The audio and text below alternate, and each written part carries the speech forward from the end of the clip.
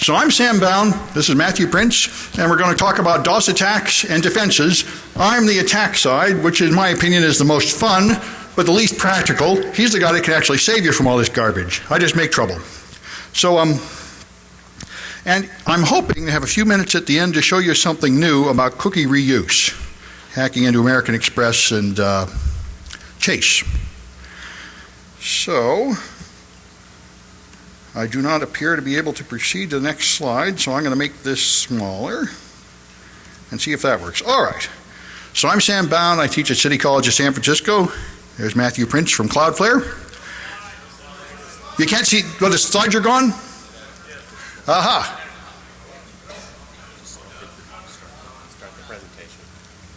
No, but that doesn't matter. Does it come up now? That's what I thought. They had a problem with this before. Guys, I've got no video again. I'll try pulling the plug out and putting it in again. But that's what I thought. Yeah, by the way, I'm going to need your help when tell me when the video dies, because I have to move to another machine later, and the system here appears to have some defects. You see anything yet? Right. Well, I can tell you a story while they get the video going. I'm in contact with a lot of criminals now, which is really great, because I'm on Twitter, and they often tell me interesting information. In fact, I recently hired a felon, although he's not that criminal. But anyway, so I gave a talk 2 years ago with Matthew here about denial of service attacks, and I gave some similar talks, and a criminal someplace saw those, and he said, hey, I was checking out your stuff, and in the first place, why do you teach backtrack? That stuff is garbage. What are you, lame? And in the second place, where's sock stress? Sock stress is a great attack, and you don't cover it. And I said, I thought backtrack is fine, and I thought sock stress didn't even exist. You may not even remember this. Like 5 years ago, there was a podcast, and they said there was this new scary attack that would kill anything that used TCP, routers, and servers and everything. And we thought it was the end of the world, and then nothing. I hunted for the source code. I couldn't find anything that worked. I thought that was just vaporware.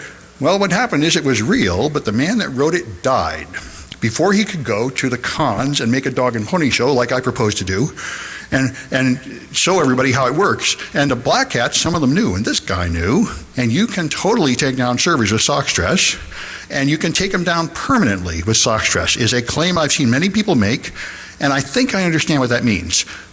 You could not take down a professional company. Do I have the slides now? Thank you. Good. All right. So let me talk about how this works. If you have, here's how TCP works. TCP, what? Okay. All right. So TCP, TCP lets the receiver control the flow of information. So first you have the handshake to make sure that the person is really there. They send a SYN up to the server sends you a SYN ACK, then you send an ACK, then the server starts sending you data, it sends you some packets of data, and it waits for you to acknowledge them. So if your client is slow, it can control the rate of flow. So that's one form of flow control. It's good, right? It died again? Oh. Well, anyway, I'm going to have to keep going. Hopefully, someone noticed and doing something about it, perhaps? Onward we go. Anyway, so there's another form of flow control in TCP, which is not commonly used, but it exists. You can send a packet with a window size of 0. And what that means is I can only accept 0 more bytes. You have to stop sending me whatever you're sending me and wait for me to get it working. And that is available so your client can say, I have a buffer and my buffer is full, stop sending me whatever you're sending me until I can clear that out. But you can use it as an attack, and that's what sock stress does. All you do is the TCP handshake. You send a SYN to the server sends you a SYN ACK, you send an ACK, but the ACK has a window size of 0. And that means the server will start a process and prepare some memory to send you something and then wait. And in practice, it will wait for a really long time. So all you have to do is make a lot of those connections and use up all the RAM on the server. And if you keep it up for about 20 minutes in practice from real attackers against real servers, it will damage the server so much that it freezes and you cannot shut it down normally. You have to just pull the plug. And I think this is why the black hats tell me that this will kill servers and they're gone forever. Now, you couldn't kill Yahoo with a nuclear bomb.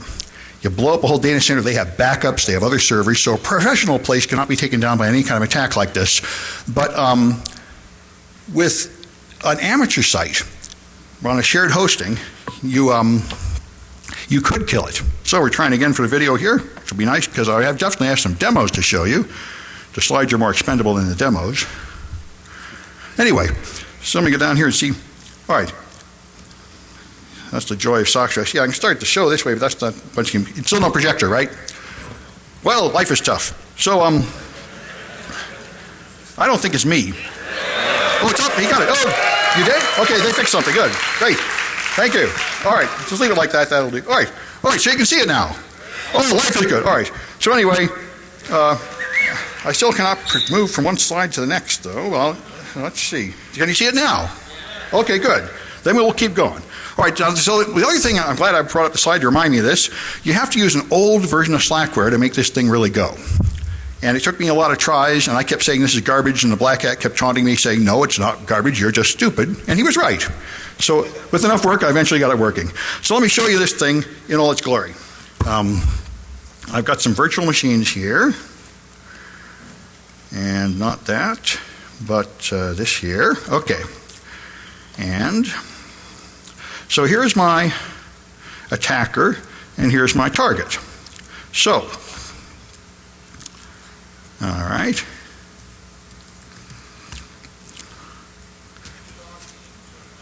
Yeah, I don't have a dog. Ha! So, all right. Now, let me tell you something about this attack. There are two parts to this attack, and that is one of the reasons why I had such trouble doing it, because some of the software written by the people that designed this attack didn't work for me. I had to write it myself in Scapy. This is art poisoning of a very simple kind. Your target, to get the effect that's really cool where you kill the target dead, the target has to be listening on many ports, and you have to attack it from a whole botnet worth of IP addresses. But you can simulate it for for testing for vulnerability on a LAN this way.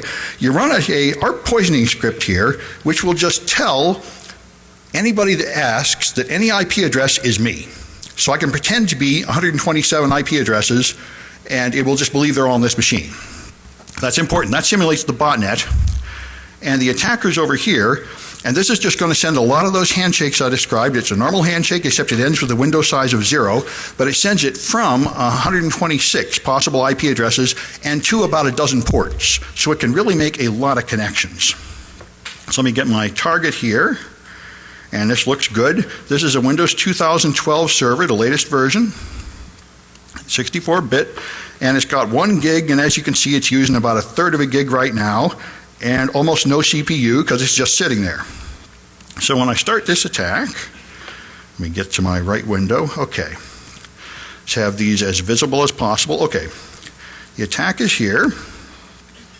Okay, now you see this number of connections per second being made going up to 2,000, and I've seen it get up to maybe 3,000 or 4,000, which you will never see unless you use Slackware, and there is the effect. It just starts chewing up all the available memory. And you can run it against a server with 4 gigs I've tried, and I don't think there is any limit. You can run it against as many gigs as you want, and it will just use up all the RAM. And when the attack stops, that RAM does not come back anytime soon. It just stays consumed, and if you wait until the RAM is all gone and just let it keep going for another 10 or 20 minutes, the server becomes completely unresponsive. And the only thing you can do is pull out the plug. And this works over the internet. It's a layer 4 attack. So that's why it's really scary. That's the first one I wanted to show you, and you can see under these conditions, it's not taking very long to use up all the RAM I've got available. So let me go back to my slides, and we'll, here's some pictures I did before where I'd fill it up, I'd stop the attack, and as you can see, the memory doesn't become available again. So it seems to me that this is a design flaw in the operating systems, that they could have some kind of garbage collection process going on. But anyway, almost every device that uses TCP is vulnerable because nobody ever did popularize this attack. We all, as far as everybody I knew, thought it wasn't real. So that's one thing you should know about. It is in current use by criminals to take down servers right now. And I'm not aware of anybody paying much attention to how to stop it. It seems to me like there are reasonable mitigations available. You could just block packets with small window sizes at your firewall. That might be fine. You could patch your operating systems in various ways, but it's time for people to pay some attention to it. And I made a version of it that runs on Kali, or I found you can pretty easily do that. Now, it runs at 1/3 the speed, so it's not as dramatic, but it is enough to test defense tools. So I'd like to see people pay attention to it. Anyway, the other thing I wanted to show you is the latest IPv6 attack, which is good, clean fun. As we all know, we ran out of IP addresses a while ago. It's a non-renewable resource. In about a year, North America will run out, and then more people should notice. Projected error and exhaustion date is here, April 2014.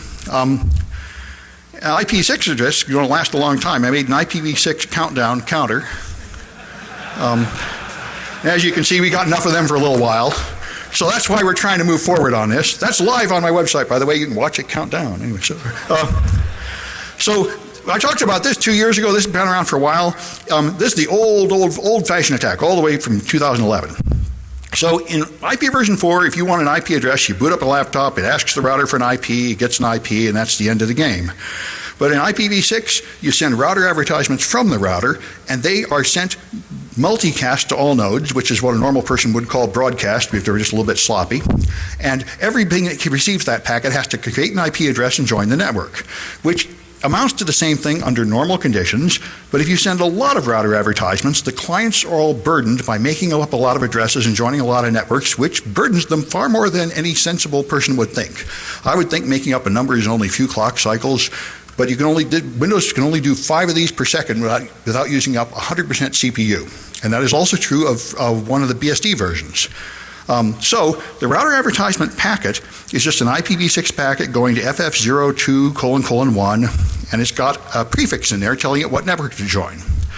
So if you run this flood for a while, then your Windows machine will join all these networks and make a lot of IP addresses, and it'll use up a lot of CPU. And that was the old attack in 2011. Now, that drives Windows to 100% CPU and had no effect on Linux or Mac, which just ignored all the advertising after the first 10 addresses or so. And Microsoft, all right, that was the old flood. And so then Microsoft came out with Windows 8 and Server 2012. And the Chaos Communication Congress in Germany came out with a new version of this attack tool. But the person that wrote the tool told Microsoft that Windows Server 2008 and Server 2012 were much more resistant to the flood. And this is something I only found out because I have a student who's kind of nuts, who set up a real IPv6 lab and a lot of real equipment and would not stop until he had everything really going the way it really is to use it. And we found things that only happen under those conditions. So now, this is the new version of the tool. Each router advertisement packet can advertise more than one router. I don't know why, but they allow it. So now it now advertises 17 routes and 18 prefixes in every packet. So every one of those packets is like 35 of the previous ones.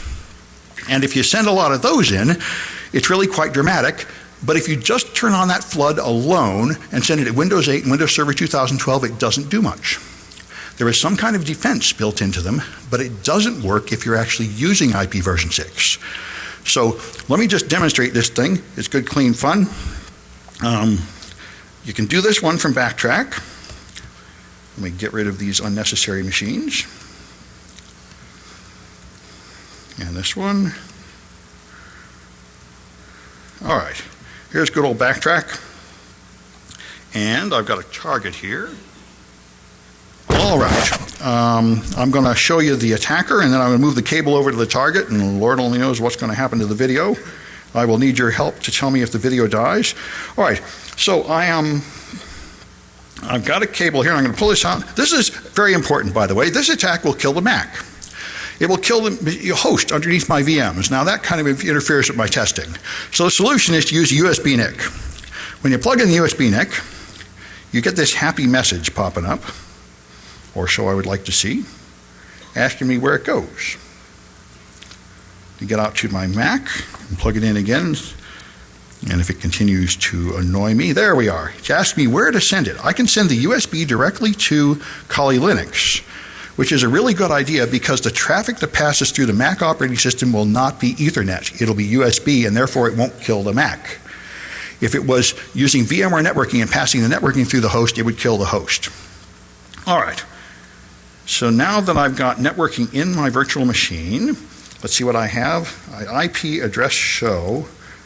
ifconfig is deprecated. I'm attempting to learn to quit using it. Okay. IP address show ETH1. This is my connection to this Windows Server 2012 machine. So, to make this attack work, you have to send some packets first. I'm going to put a 0 here. I've got DefCO30 here. So now I'm advertising a network starting with DEFCO30, and let me show you what happens to the target. Okay. So hopefully,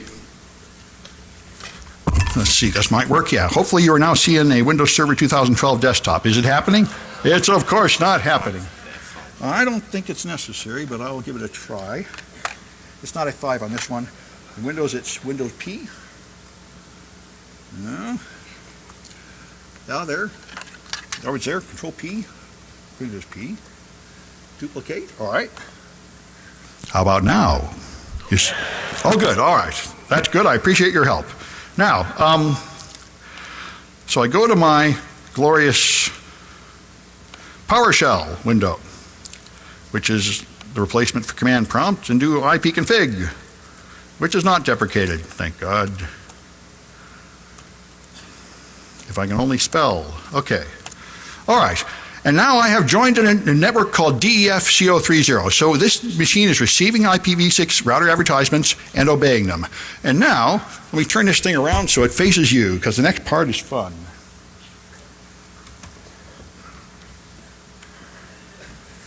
And it is, that's looking pretty good, thank you. All right, and it is not subtle, so even if you're seeing that thing from the back row, the point should be clear. So now I have joined a network and I'm sending some router advertisements, and now I just send a flood, which is as many packets as it can possibly send of those new router advertisements that advertise 35 routes and prefixes each. And what happens is, in about 30 seconds, this thing should die a gruesome death. 7, 8. Now I can't see it. I'm going to move this thing around. All right. There's not, by the way, let me just check it. The mouse is still moving. That's not good. Not dead yet.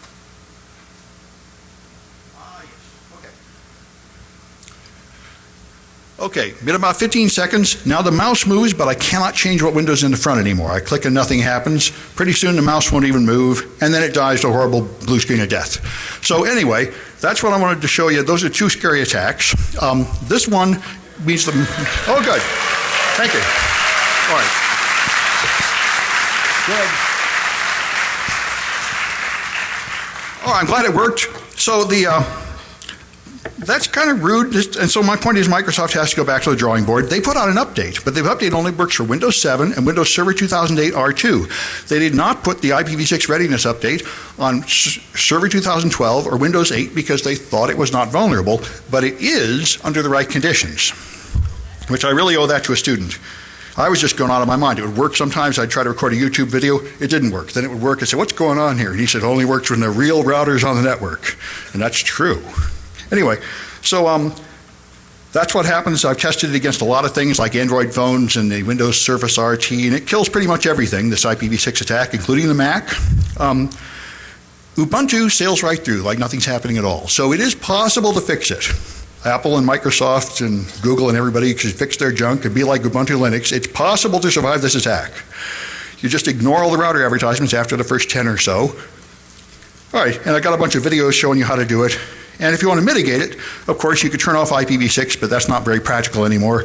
And you could filter this with your switch or your router or your firewall. Only let router advertisements come through from trusted sources. I should mention that the existing mitigations in the industry, like RAGuard and Cisco switches, are effective but very weak. It is trivial to get past them. All you have to do is put some extension headers on the router advertisement packets, and the switch will not recognize them anymore and let them go right through. So that's true of almost the first generation of every security device. It's very flimsy. Anyway, so I think that's enough of this, and I'm going to pass it on to Matthew, tell you about defense, and hopefully I have a few minutes to talk about cookies at the end. Sure. So, I don't need this anymore. Thank you, Sam. Let's see if I can get video. Exactly. Let me go take a look. Nothing yet. Give me 1 second. How's that? No? Yeah. Okay, let's try it one more time. Apologize for this. I understand some early presentation had to go completely without slides. Any better? Oh. Okay, I'm going to try changing the screen resolution. There you go. Good. Just have to select, scare it into behaving. Okay, so I gave this talk at Black Hat, which was lessons from surviving a 300 gigabit denial of service attack. And I don't know about all of you, but Black Hat's kind of a dull conference. So I wanted to sort of retool it, and Sam has been telling me that it's a lot more fun to attack than defend. So in that spirit, I thought I would teach you how to break the internet.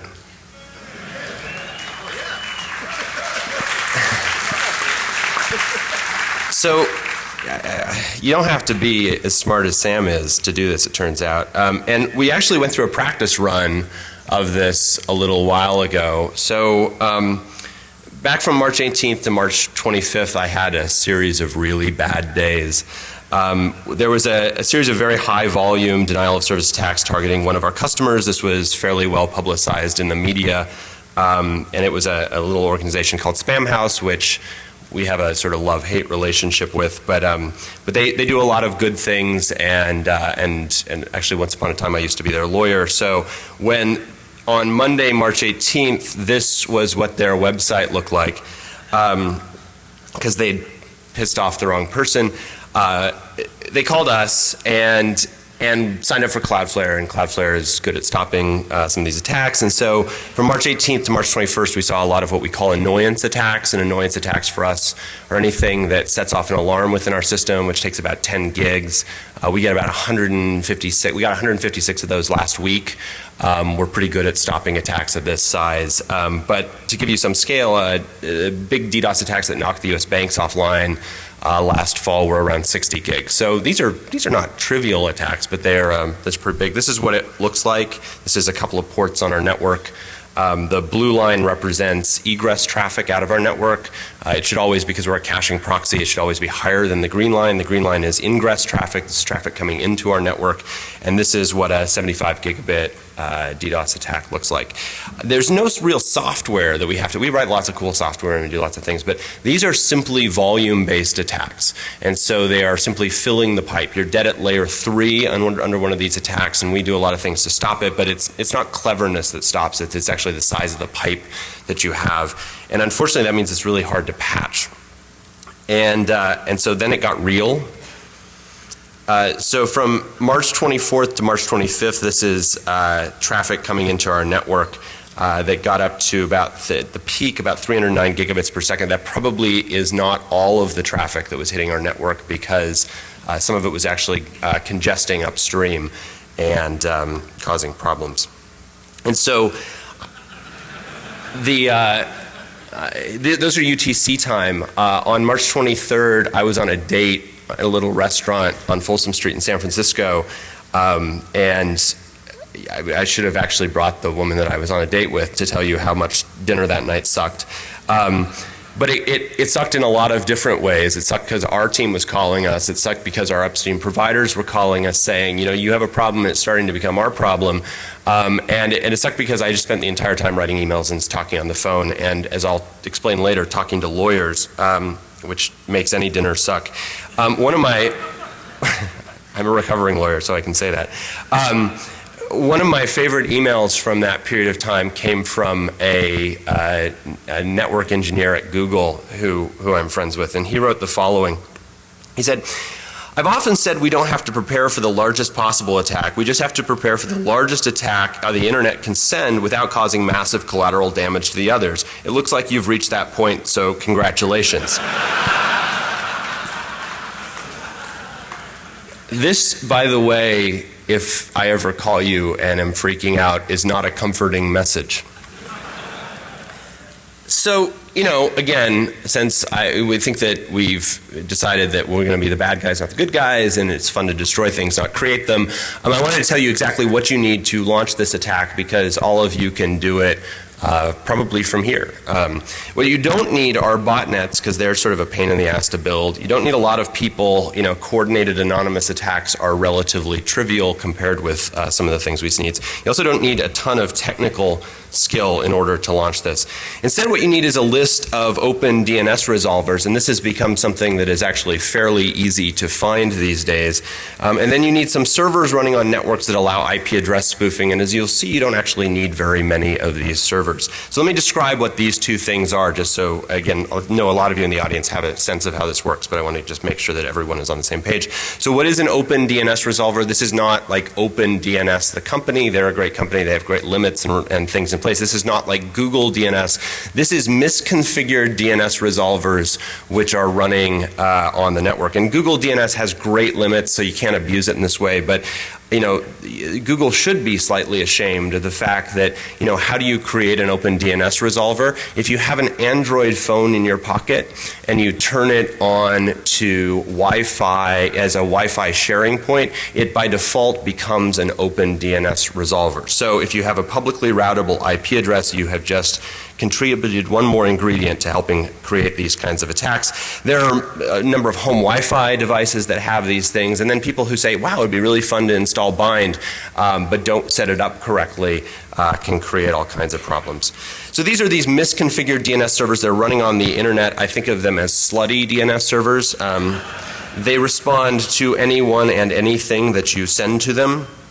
And the effect of this, what you really need if you're going to take down the internet, is you need amplification, because you only have certain resources and you need to make those resources significantly better. So here's how it works with open DNS resolvers. So that IP address 63.217.84.76 as of noon today was an open DNS resolver running on PCCW's network. There are a lot of these. They're not hard to find. This is just a DNS query. For those of you who are Windows people in the audience, one, I'm sorry, and two, this is sort of the equivalent of NS lookup. And so what this returns is it returns all of the resources. And so dissecting this query, any says return any of the DNS records that's there.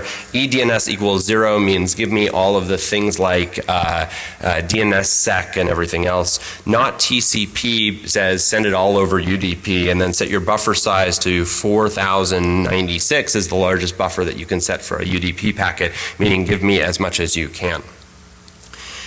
It's a 64-byte query. This is what it results in when you query it.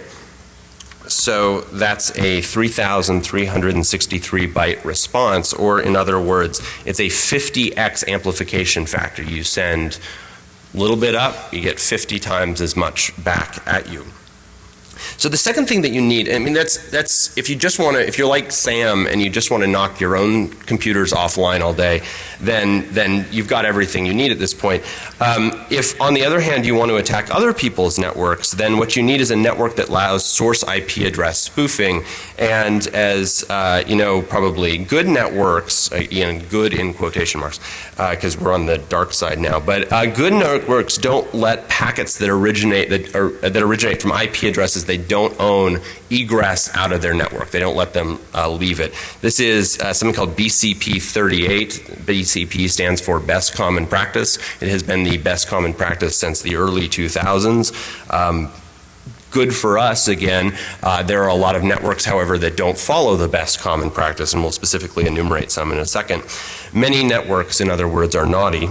And UDP has no handshake. So unlike TCP, which is really hard to spoof the source addresses of, with UDP you simply say, the source is this, and everyone goes, yeah, it's cool. And so long as the routers on the network are announcing that, then you can pretend to be anyone you want. So in other words, that's an IP address that's on Cloudflare's network that Spamhaus, again, as of noon today, sat behind, although it moves around. If you run that dig, and again, you set it to no TCP, which means UDP only, then what it's going to be is it's going to result in that response getting sent back to the source. In fact, you've reflected the attack back at your intended victim, and your attack is 50 times the size of whatever volume you're able to generate. So if you can generate a gig of traffic, then that means you can generate 50 gigs of attack.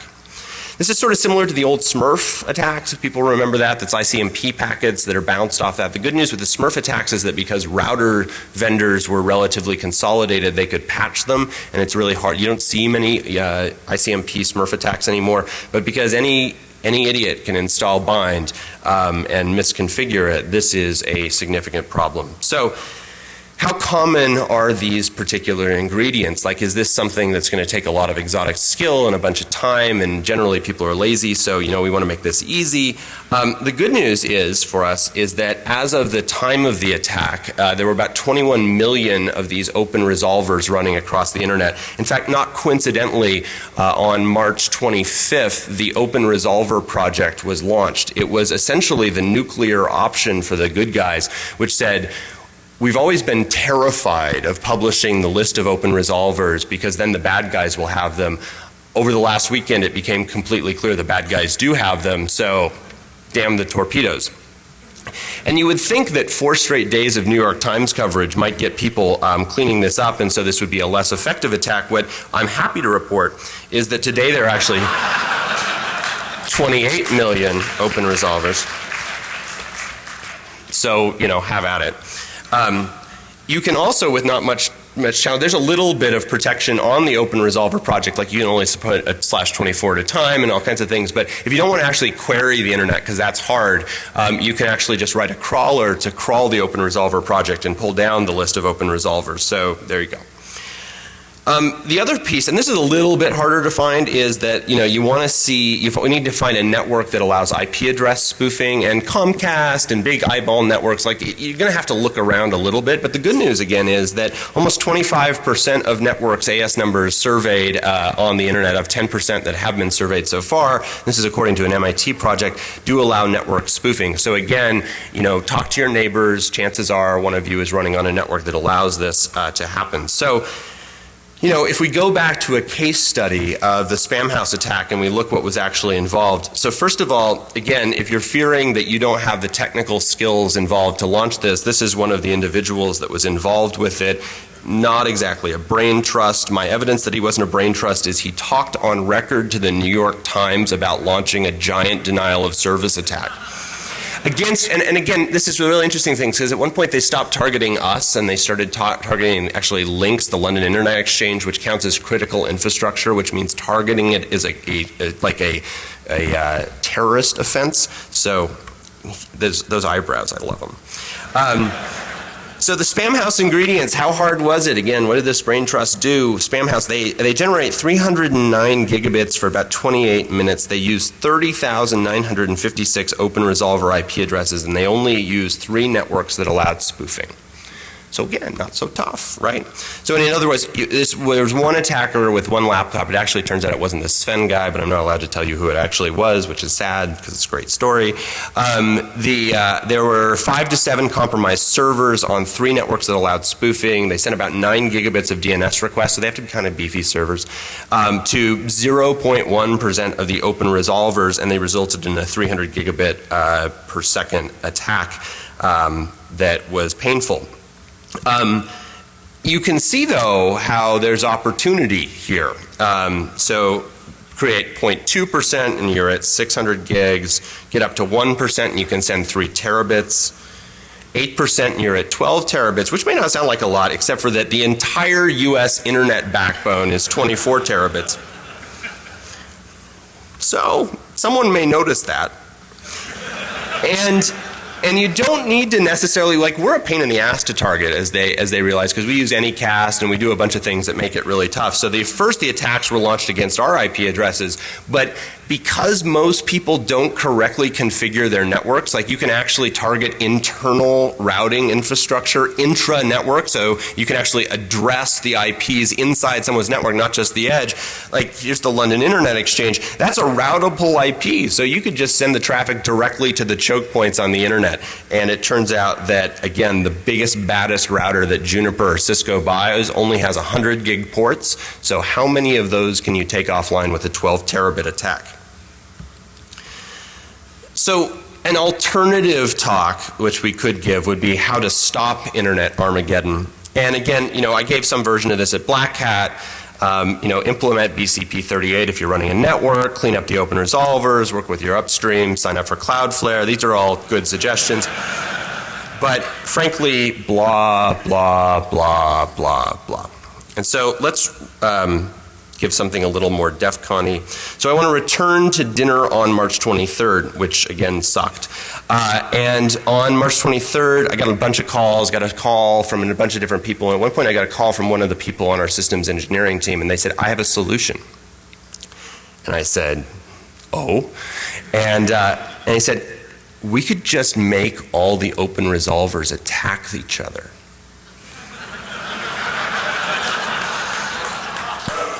And so I called our lawyer.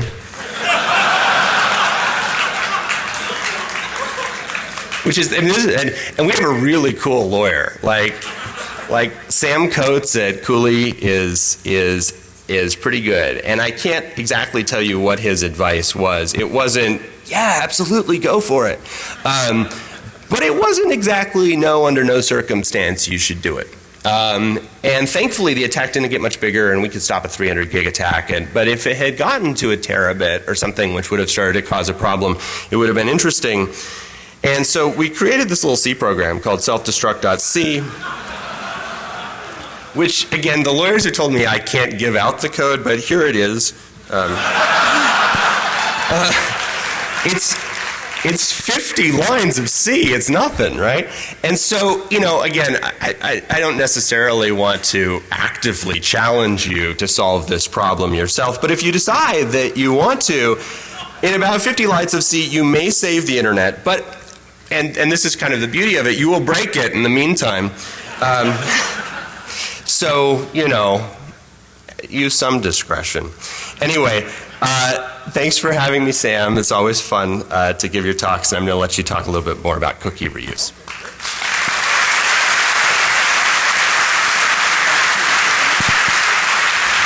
That's fun.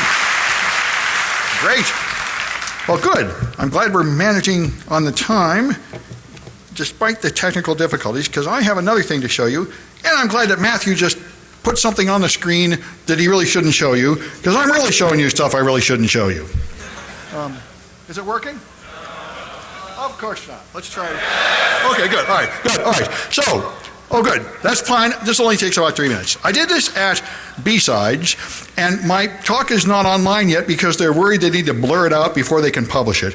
This is my Chase Manhattan credit card statement. I'm logged in for my online banking, and let me just show you what happens here. So I'm logged in. This is Sam Bowne, and there's stuff about my account. And I'm going to take the cookie off of this site with, this is Chrome, and I've got an extension here that just lets you, makes it easy to get the cookies. It's called something like, edit this cookie. There's a bunch of them. So now the cookie's in the clipboard. So now I'm going to log off. Now there's a nice red log off button there, and they would like me to click that button as if it was actually doing something. But it's not doing anything. It's just there to waste my time. I mean, the only thing it does is if Matthew comes up and uses my computer, he can't get in my account. But I can totally get back. So now if I try to go back to my Chase Manhattan personalized page, it won't let me in. It says you have to log in, which was what I wanted to accomplish by clicking that log off button. But I did not accomplish it, because if I just put the cookie back in, which is there, and then try to go to that link, I'm back in my account, authenticated, without my password. Now this is wrong. And by the way, since everything's working, here's American Express, and the same thing is true. If I export the cookie from American Express, and then I hit that log out button, again, just tempting me to click it as if that was going to protect my security in some way, and then I bring the cookie back, and then I go back to my personalized American Express page. Hey, whoa, that's interesting. Okay, this one timed out on me. And this is good because it's only fair. These two credit card companies do have a 10-minute timeout on the cookies and on other log. If you don't do anything for 10 minutes, or trying to keep it alive down there, then you're timed out. So that's defense in depth. They have multiple controls. One of them compensates for a control that failed. But anyway, I just wanted to point this out. This is a bad idea. That log out button should cancel the cookie on the server. When I clicked that button, my intention was that nobody should get in here again from this device without a password. So I started testing other ones. This came from a Hacker News article everything is on my website, samsclass.info, and here's the cookie reuse stuff. So I made some videos of, I gave these guys a week in secret to fix it. They promptly told me they would get back to me in 24 hours and then never did anything. So I put it on YouTube. And I figured, and they still did nothing. So I said, well, maybe if I show it at DEF CON, maybe they'll do something, or maybe they'll just continue to ignore me. But anyway, I tried a lot of sites, and there's a lot of bad ones and a lot of good ones. And anyway, so I checked Cloudflare, and they were vulnerable, so I told them, and they patched it. And what I asked them to do, yeah, they do that pretty often. They're the only person that has ever moved yet from the bad side to the good side. But anyway, I'm hoping they'll write a blog explaining to these other persons of questionable efficiency how to do it, because it's perhaps that they don't know how to do it. I'm afraid it's more that they don't care. But anyway, there's a lot of them. And one that really surprised me, I did Gmail, and Gmail was not vulnerable, so I didn't try other Google services, but some other people did and told me about it. And the Chrome App Store is vulnerable. And so iCloud is completely vulnerable. And by the way, Microsoft Office 365, you can log out and then change your password and wait till tomorrow, and the old cookie still works. So that is really rude, because you know it's easy to steal cookies. My students do it for homework. Cross-site scripting, you steal the cookie, and it's better to have the cookie than the password, because they can change their password. Ha, ha, ha. You just keep using the cookie. This is wrong.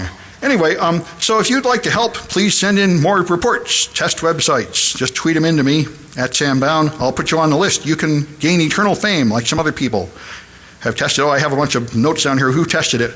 So we might as well make a list of shame. And I should mention, of course, this is not original. It's not new. This is the same thing Firesheep did and a million other things before that. I mean, cookie reuse is just one of those endless annoying problems like plain text login that we just have to keep pounding on people until they finally knock it off. Yeah, so I got 5 minutes left. I think I've said everything I had to say. I guess we're done. And they said if you want to ask questions, just meet us outside in the hall and we'll go find someplace. Okay, farewell.